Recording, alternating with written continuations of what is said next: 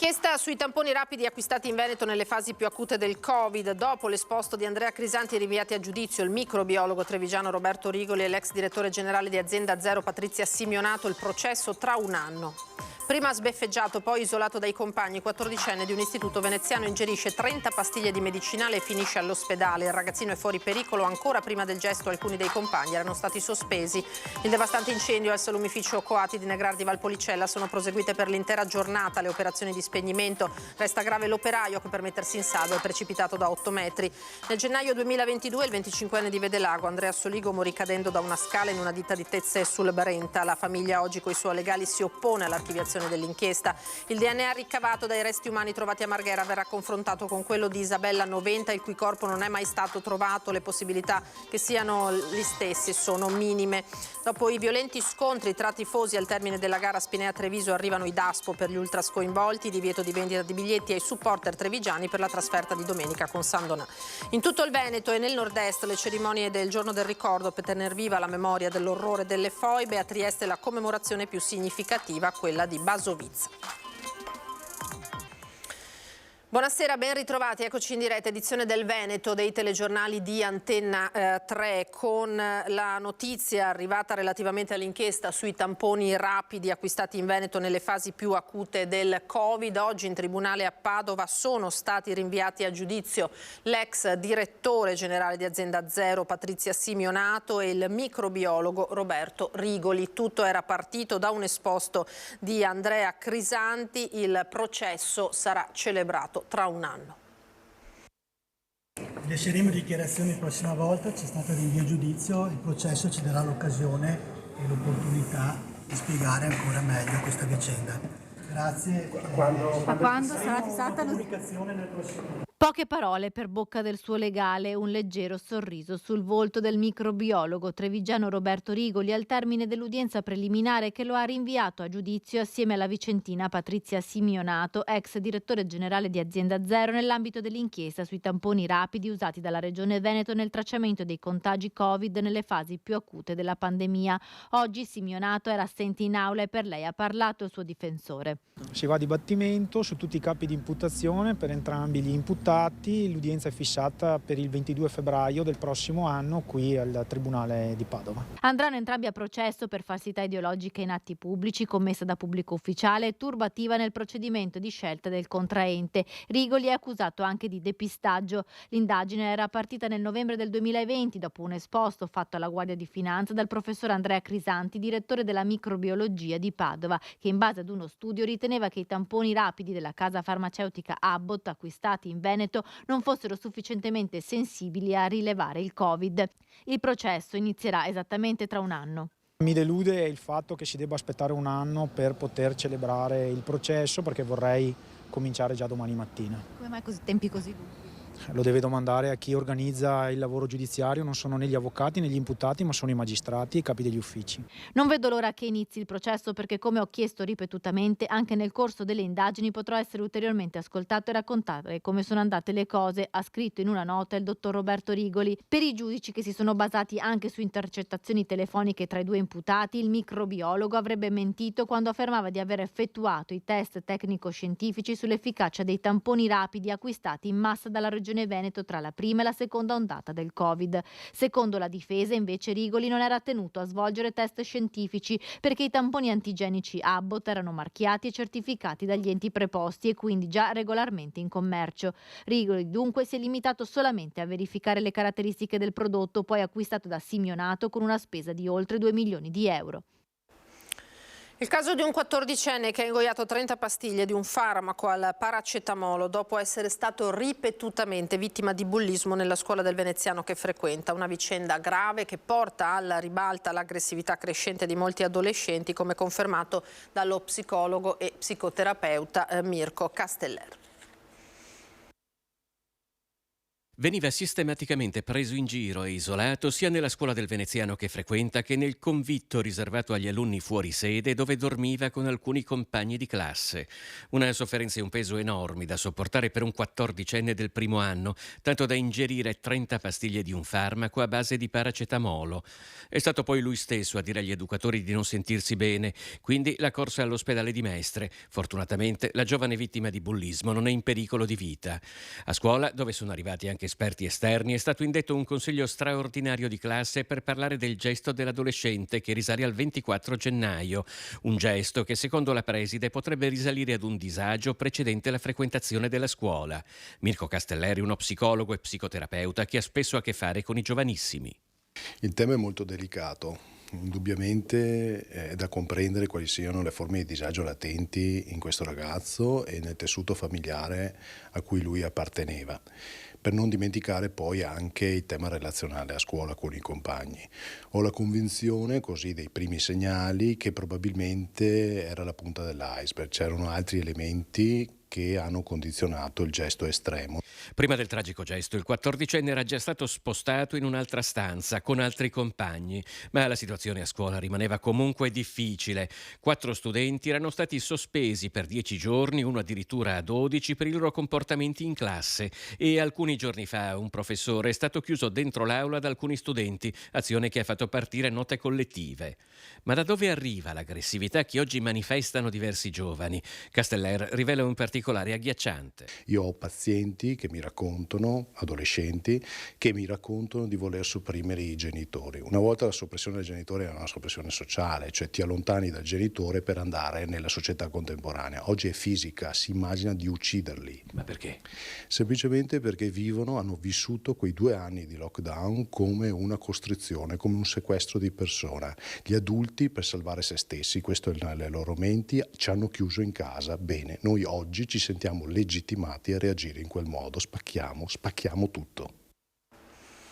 Ora torniamo sulla morte del 25enne di Vedelago, Andrea Soligo, più di un anno fa sul lavoro. La famiglia ha preso dell'archiviazione del caso, si dice pronta ad andare avanti. Oggi gli avvocati hanno presentato l'istanza per riaprirlo. Quello che è successo a mio marito non può essere archiviato così come se nulla fosse. Merita verità, io lo sto facendo per lui, perché lui non ha più voce, quindi ci sono io, ma soprattutto per i bimbi. La Procura di Vicenza ha archiviato il caso. Andrea Soligo, papà di 2 bambini, 25 anni, è morto a causa di una caduta dalla scala mentre stava lavorando in una ditta a Tezze sul Brenta. L'archiviazione a dicembre, come richiesto dal pubblico ministero, per impossibilità di ricostruire la dinamica. La famiglia non si arrende. Ecco la lettera che la moglie Giorgia ha scritto al presidente Mattarella, come padre di tutti, e al ministro Nordio, di suo pugno, per chiedere la riapertura del caso. Voglio dare un senso ai miei giorni, lottando affinché vengano svolte le indagini per appurare le vere cause della morte di Andrea. Arrivare al dibattimento, un diritto per Andrea, dice Giorgia, la sua famiglia, e soprattutto per quei 2 bambini che oggi hanno 3 e 5 anni ed hanno perso il padre. È stata difficile, è tuttora difficile, però insieme, passetto dopo passo, ce la stiamo facendo. Un fascicolo fermo da giugno, passato nelle mani di 3PM, un secondo colpo, la notizia dell'archiviazione. Da qui la decisione dei legali che ieri hanno presentato istanza di riapertura dell'indagine. La risposta potrebbe arrivare già nei prossimi giorni. Accanto a Giorgia, il fratello di Andrea, Alessandro, e i genitori Gianni e Paola. Chiediamo verità e giustizia per Andrea e per i bambini soprattutto. Dopo i violenti scontri tra tifosi al termine della gara Spinea-Treviso arrivano i DASPO per gli ultras coinvolti. Divieto di vendita di biglietti ai supporter trevigiani per la trasferta di domenica contro il San Donà.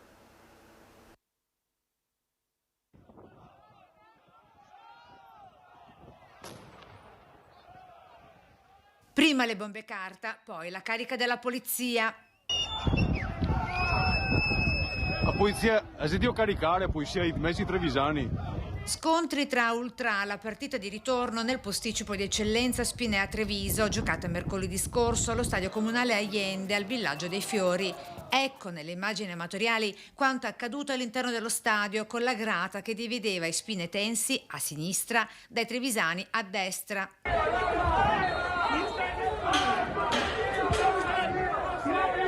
Ingenti danni alla struttura da parte degli ultraospiti hanno letteralmente devastato i bagni, come racconta il presidente del Calcio Spinea. Hanno distrutto il lavandino che avevamo appena rifatto e messo a posto e hanno distrutto, come vede qua, bidet. E in mattinata, proprio mentre stiamo realizzando questa intervista, la nuova amara scoperta: distrutto il tubo dell'acquedotto che si trova nell'unico ingresso riservato ai tifosi trevigiani. Siamo qua come via, c'è acqua, io ho provato qui. Divelto col tubo rotto e l'acqua che continua a perdere.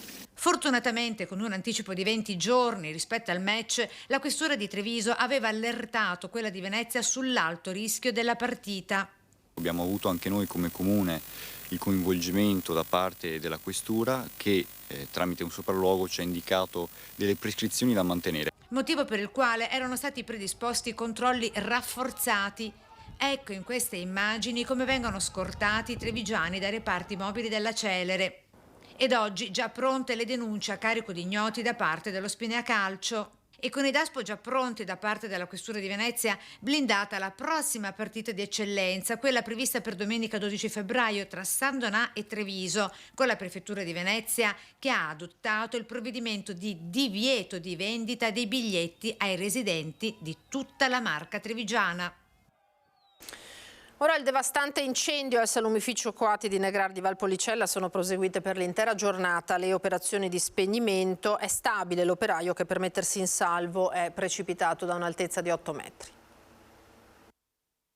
È stato interessato l'intero stabilimento, non so che cosa si riesca a salvare. Brucia da oltre 24 ore lo stabilimento Coati di Arbizzano di Negrar, andato quasi completamente distrutto nell'incendio in cui è rimasto gravemente ferito nel tentativo di mettersi in salvo un operaio di 49 anni, romeno, ricoverato all'ospedale di Borgo Trento. Rimane in condizioni critiche per le fratture plurime, ma non è in pericolo di vita. Nella notte il sindaco Roberto Grisona ha aperto il COC, il centro operativo comunale. Le operazioni di spegnimento e messa in sicurezza del fabbricato stanno proseguendo, così come gli accertamenti dell'ARPAV rispetto agli inquinanti immessi nell'aria dalla densa colonna di fumo visibile a chilometri di distanza. Il calore e la contemporanea presenza della stabilità atmosferica hanno fatto sì che i fumi si alzassero a grandi altezze, rimanendo sospesi nell'atmosfera fino a 1 chilometro, hanno fatto sapere dall'Agenzia per l'Ambiente. Ciò ha comportato concentrazioni poco significative di inquinanti a livello del suolo. Rientrano ancora all'interno dei parametri di tollerabilità da un punto di vista di salute, quindi questo ci tranquillizza i cittadini, nonostante l'odore e i fumi che arrivano sono di forte intensità, soprattutto nelle vicinanze. Abbiamo per prudenza detto ai cittadini di uscire con le maschere, con le FFP2, e di rimanere più possibile in casa con le finestre chiuse ed evitare tutte le attività che non sono necessarie all'aperto. Sempre a scopo precauzionale è stato sospeso il mercato a chilometri zero di Novare. Al di là della conta milionaria dei danni si apre anche il tema occupazionale. Sono occupati 250-300 lavoratori, quindi è un dramma anche da un punto di vista sociale, lavorativo. È un'azienda molto qualificata e stava anche per il prossimo futuro pensando a ulteriori espansioni ed investimenti. Purtroppo questo dramma, questa situazione si ripercuote sulla stessa azienda, sugli stessi titolari, ma anche su queste 200-300 famiglie che sono purtroppo interessate da questo dramma. Nel pomeriggio è arrivata una nota alle dichiarazioni dell'azienda, siamo ancora provati da quanto successo. Il nostro primo pensiero va al lavoratore che si trova in ospedale, come tutti siamo in attesa di notizie, così Beatrice Coati, amministratore delegato dell'azienda del salumificio. Siamo anche al lavoro, dice, per capire le cause dell'incendio, riponiamo piena fiducia negli accertamenti che le autorità competenti stanno eseguendo in queste ore. Coati poi ringrazia tutti quelli che si sono prodigati e hanno manifestato solidarietà. Già da stamattina, conclude, il nostro imperativo è ripartire il prima possibile per salvaguardare il valore che la nostra famiglia ha costruito da generazioni e i posti di lavoro sul territorio. Stiamo vagliando le soluzioni più idonee e veloci per riattivare al più presto la produzione, così l'amministratore delegato dell'azienda. Ora il caso di Isabella Noventa, perché il DNA che verrà ricavato dallo scheletro di donna rinvenuto casualmente lunedì scorso tra i cespugli a Marghera sarà confrontato anche con quello della Noventa, uccisa 7 anni fa, il cui corpo non è mai stato ritrovato. Serviranno alcune settimane prima che il patrimonio genetico dei resti umani, un teschio e alcune ossa, sia disponibile per essere comparato col DNA della padovana sparita nel nulla. Secondo fonti qualificate sarebbero tuttavia minime le possibilità che lo scheletro possa essere quello di Isabella, ma per il fratello Paolo le speranze ci sono. Ci sono molti dati che sono compatibili. Io spero vivamente di ritrovare il corpo di mia sorella e di poterlo mettere vicino alle spoglie di mia madre. È morta 3 anni fa, invocando la figlia, Ofelia, la mamma di Isabella Noventa, la segretaria di Albignasego, uccisa nella notte tra il 15 e il 16 gennaio 2016 da Freddy Sorgato, dalla sorella Deborah e dalla tabaccaia Emanuela Cacco. Il ritrovamento di ossa umane in via della Chimica a Marghera lo scorso 30 gennaio ha riacceso le speranze del fratello Paolo, che si dice in grado di riconoscerla esaminando la dentatura dei resti recuperati. Ovvio che se avessi una fotografia del teschio, dell'arcata dentale, riuscirei a riconoscere subito, perché io sono odontotecnico, per cui... Paolo Noventa ha già sentito il suo avvocato e si rivolgerà per informazioni alla Procura di Venezia, che ha disposto l'esame del DNA sui resti che erano lì da 7 anni, il tempo trascorso dall'omicidio di Isabella. Inizialmente a spegnere le speranze il ritrovamento di un paio di scarpe di un numero più grande di quelle indossate da Isabella. Sono venuto a conoscenza che non erano indossate quelle scarpe, erano vicine, tanto che non era lei. Dal momento che le scarpe non le aveva indossate e poi il giorno successivo all'omicidio Freddy era proprio in quella zona e le celle telefoniche, si era agganciato a quelle celle telefoniche, per cui e poi di domenica in quella zona non c'era nessun motivo che lui fosse là.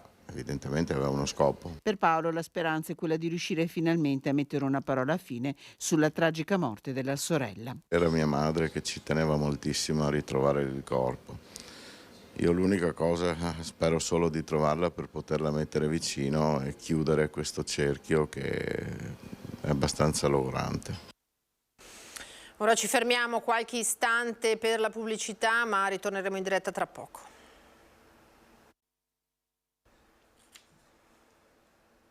Ben ritrovati, edizione del Veneto dei telegiornali di Antenna 3. Ripartiamo dalle celebrazioni un po' in tutte le città del Veneto oggi del giorno del ricordo. Anche a Padova si è celebrata questa giornata in memoria delle vittime delle foibe e dell'esodo giuliano-dalmata.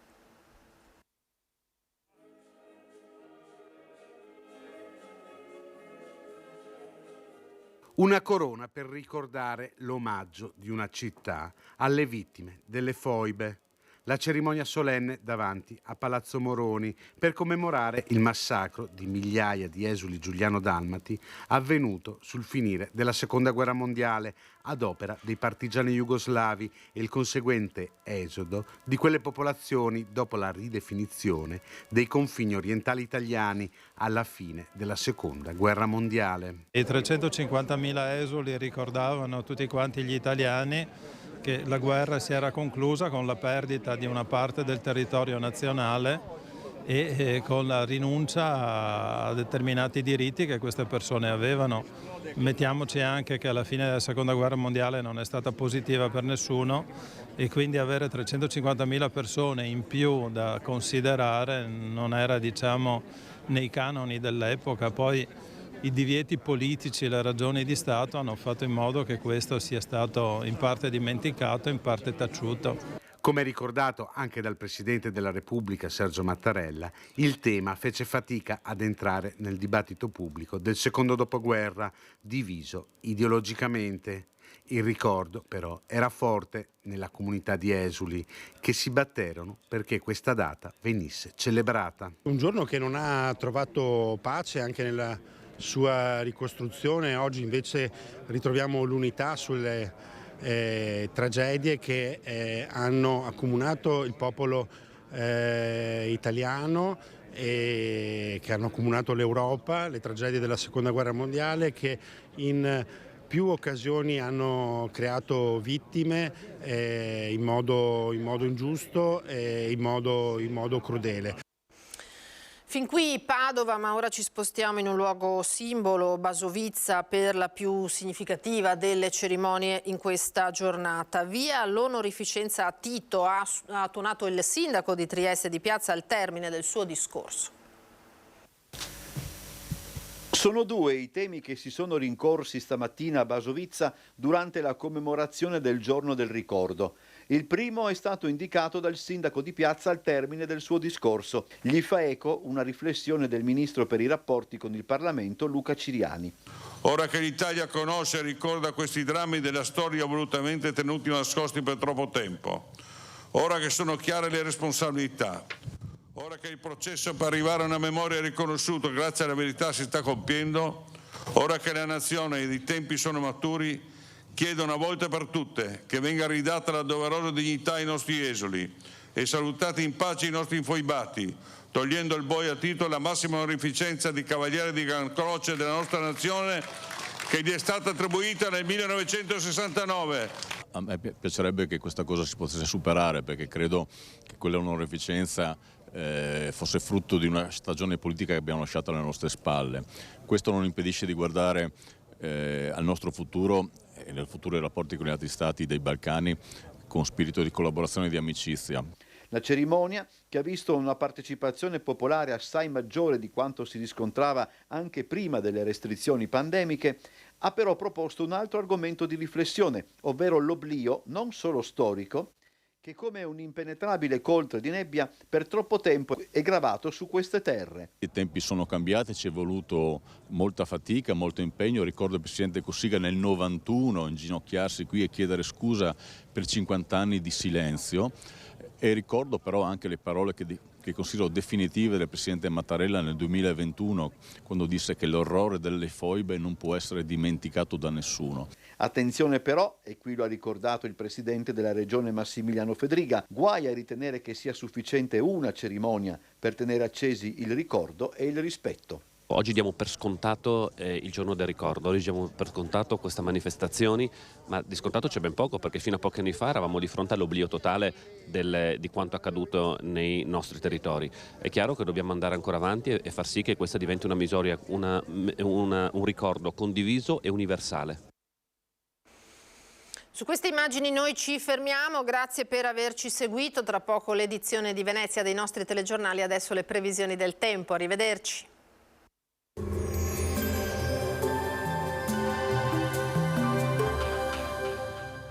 Cooperativa Agricola Volpago offre carne fresca di prima qualità. Ci trovi a Volpago del Montello, Pieve del Grappa, Tre Baseleghe e presso lo spaccio del contadino a Dolo e Massanzago.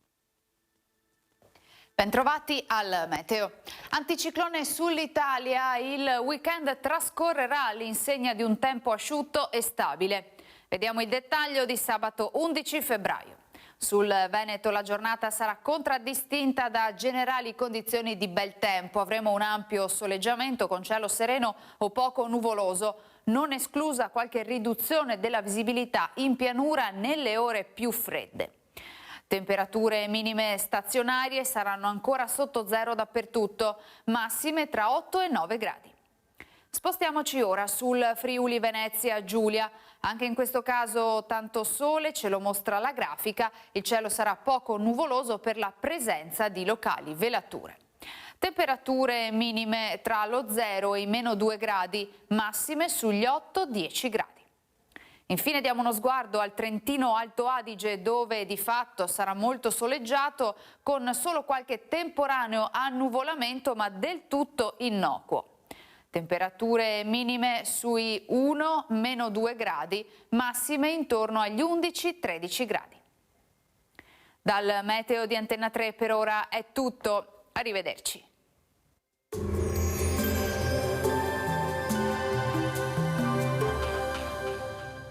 Cooperativa Agricola Volpago offre carne fresca di prima qualità. Ci trovi a Volpago del Montello, Pieve del Grappa, Tre Baseleghe e presso lo spaccio del contadino a Dolo e Massanzago.